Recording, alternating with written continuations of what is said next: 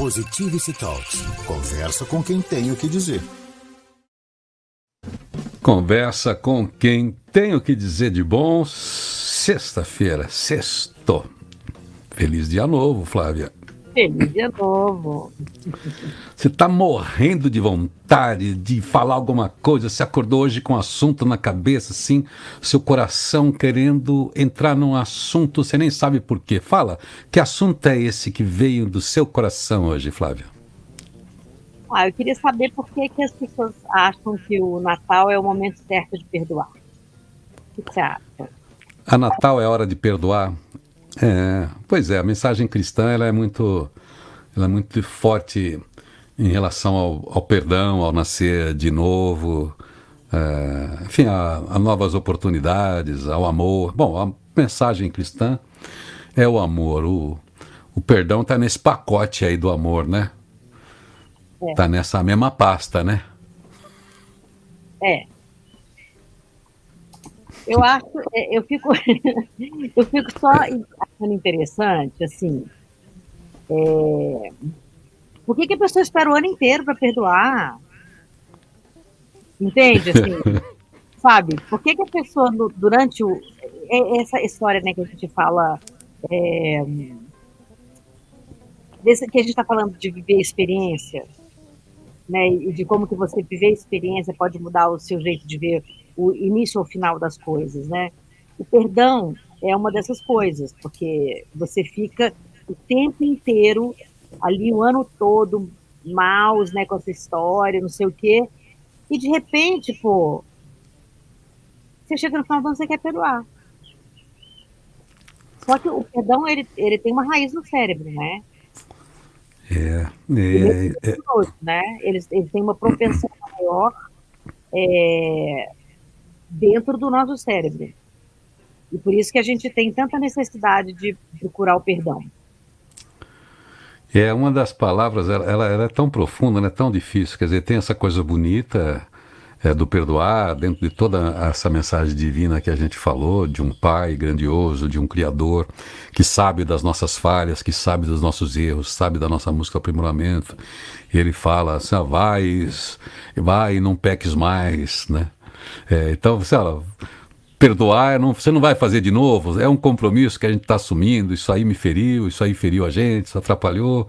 Então se faz um acordo ali, ético, para que aquele mal não seja novamente produzido, então as pessoas fazem esse acordo.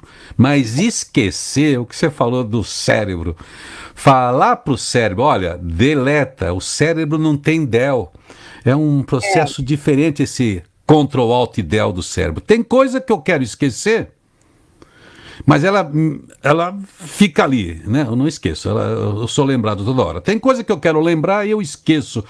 O cérebro tem umas decisões que ele não me obedece, Flávia. Como é que a pessoa perdoa se ela não esquece, hein? Se for um mal, vamos falar, não, tirando um pouquinho da área cristã, falando das coisas do cérebro. Como perdoar aquilo que você não esquece? Então, não é você que decide. Assim, a ínsula, da mesma forma, a gente tem emoções universais, né? 7 emoções universais. O nojo, inclusive, é uma delas, tá? Dessas emoções. O perdão, ele também é produzido pela ínsula. Então, a gente tem que entender muito mais como que o sistema límbico dessa pessoa está estimulando os seus sensores, né? As suas sensações de ambiente, né? Porque, na verdade, ela também está tentando regular a emoção, né, entre emoções, relação de emoções com sentimentos, que são coisas diferentes, né, e o perdão, ele está relacionado muito mais ao sentimento do que à emoção em si, só que a emoção, ela é disparada também pela nossa ínsula, entende?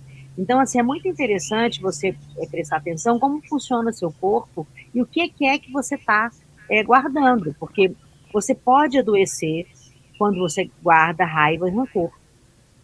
Porque as nossas emoções, elas estão diretamente ligadas à respiração, à frequência cardíaca, à pressão sanguínea, nível de estresse, de memória, equilíbrio hormonal, humor. Tudo isso está ligado às emoções.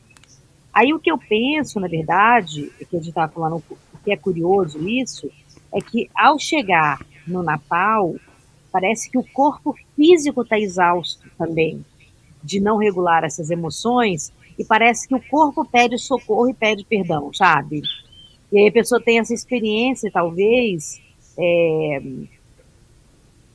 de começar a perdoar a si mesma primeiro, para conseguir elaborar esse perdão do outro. E isso pode acontecer no final do ano, né? E não exatamente porque é Natal, mas porque, primeiro, o Natal te estimula a isso por todas as narrativas, né?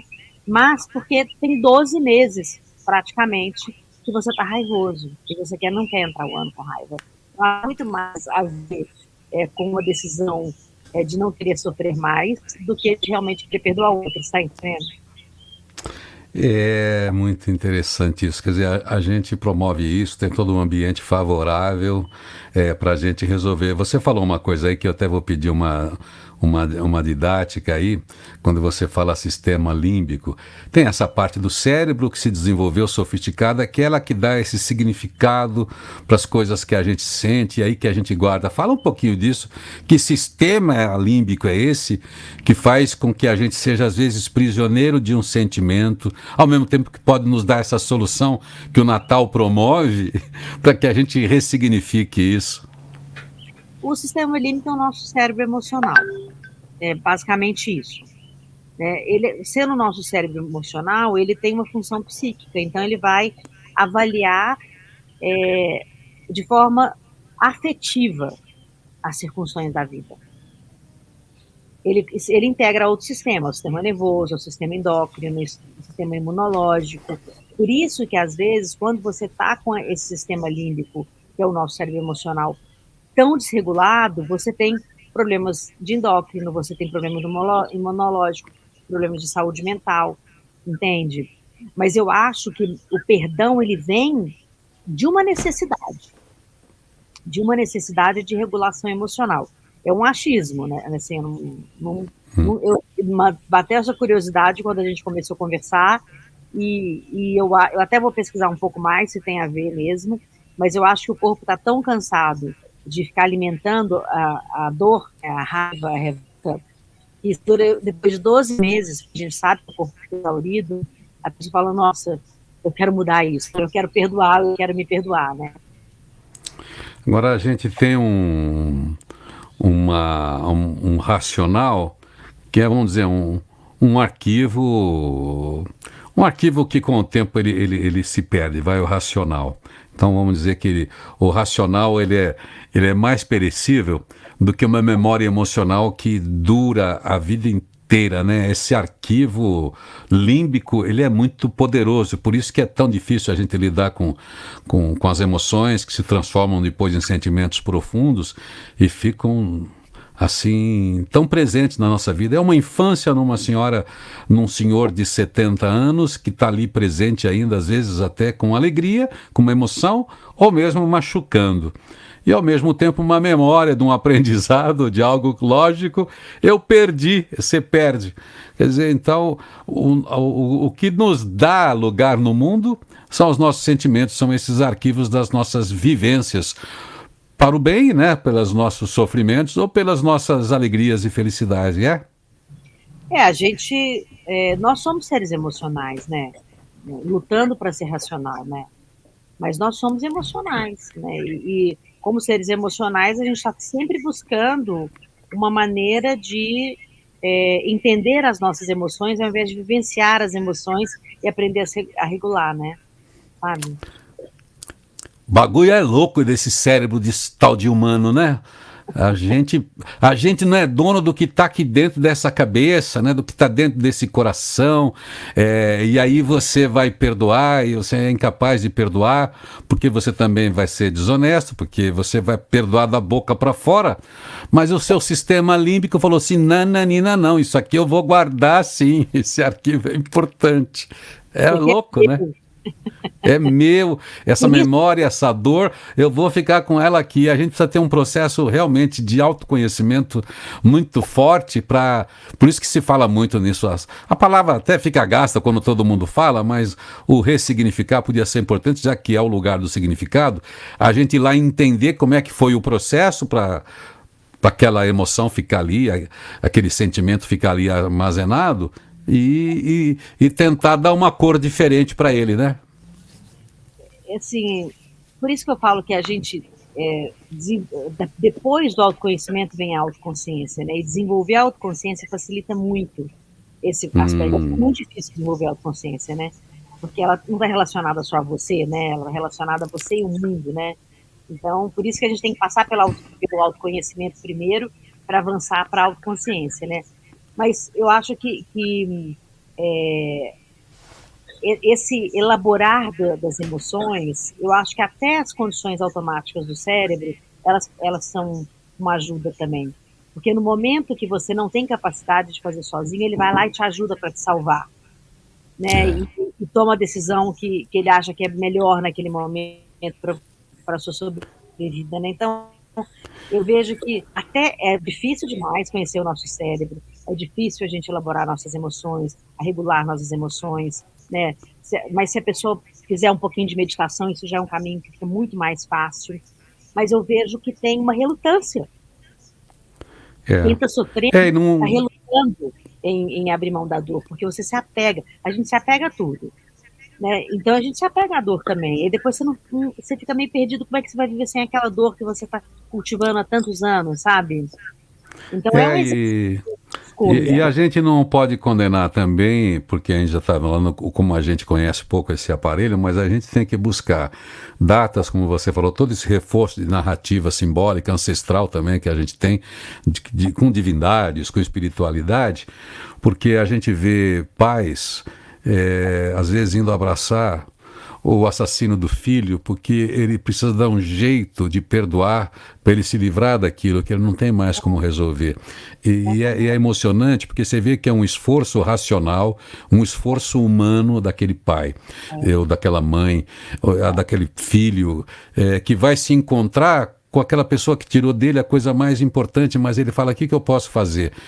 Então ele vai começar a entender o distúrbio, sei lá, o que ele pode justificar, mas existe uma busca. E a gente aproveita a espiritualidade e as tradições, todas que existem, porque é um alívio, né? Quando você consegue se libertar e perdoar, que você fala assim, isso eu não posso mais fazer nada por isso, isso já está solucionado. Então eu vivi aquilo, mas é um caminho árduo, mas a pessoa precisa se colocar. Aproveita o Natal, então, esse é o nosso recado aqui. A gente não sabe o que vai acontecer com a sua memória, se você vai perdoar só da boca para fora, se você vai conseguir perdoar da boca para dentro, mas vai abraçar o cunhado, a sogra, aquele que você brigou por causa da Copa, você brigou por causa do jogo, brigou por causa da política, brigou por causa do dinheiro emprestado que não voltou, brigou por causa sei lá do quê, mas rompeu alguma coisa que se tornou negativa. Aproveita a chance, aproveita o caminho para falar, o que sobrou aí de coisa que a gente pode resolver, eu sei lá. A pessoa precisa ter pelo menos essa boa vontade de espírito e bom humor para ver se chega a esses escaninhos do cérebro, esses lugares que você fica hackeando aí, Flávia, para dizer, olha, eu tô de boa vontade e vamos tocar para frente, né? Mas se a pessoa não se perdoar, cara, é difícil, viu? Também, ela também tem que ter um auto-perdão aí, sabe? Senão não tem jeito.